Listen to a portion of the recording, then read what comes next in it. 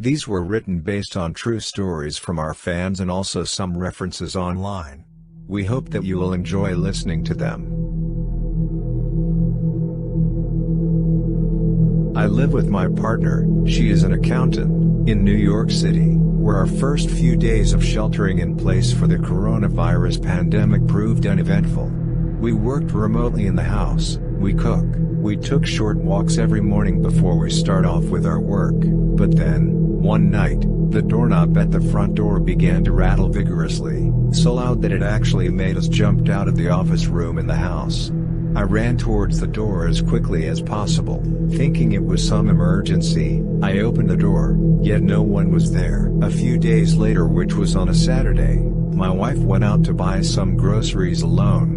I was in bed tired from work the night before, when a nearby window shade began shaking against the window frame so intensely, despite the fact that the window was closed, an adjacent window shade remained perfectly still. It woke me up from the slumber, and I was sitting on the bed staring at it, confused. It soon felt that everything around me was violently shaking, like an earthquake. Freaked out, I quickly hid myself under the comforter, and soon enough, it stopped. Now, though neither me nor my partner noticed any paranormal or unexplained activity at home before this, we could even distinctly make out footsteps or scratching noises in the house, even though there were no animals or even pets around. I am a fairly rational person. I worked in the IT support, to add on, not being a believer of such paranormal things, trying to think, what are the most tangible and reasonable things that could be causing all these? But when I don't have those answers,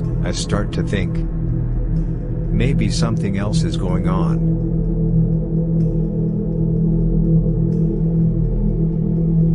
Before stay-at-home restrictions in Netherlands, I left with my husband and 12-year-old son to spend a few weeks at an old cozy little house back in my countryside hometown. One night, just 4 days staying at the place, my husband woke up around 3 a.m., thirsty for a glass of water.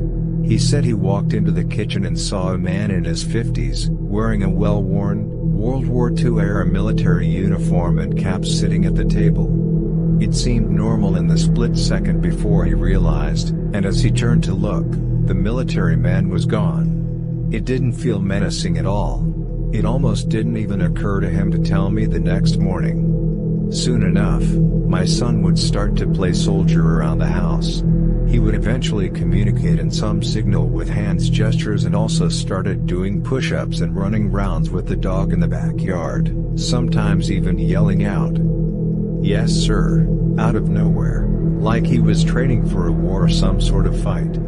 When I asked him what was he doing, he would say that he is having a training, and in the end of each training he would put up his hands, saluting to a man who he called Captain Miller. Well, we continued staying there until it was safe to return back to the city.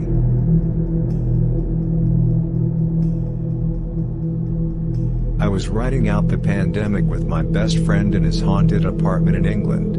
He is a writer and teacher and always had his suspicions about his home, particularly the bathroom. As for me, I was a skeptic but extremely curious about the happenings in his apartment, so I accepted the invitation.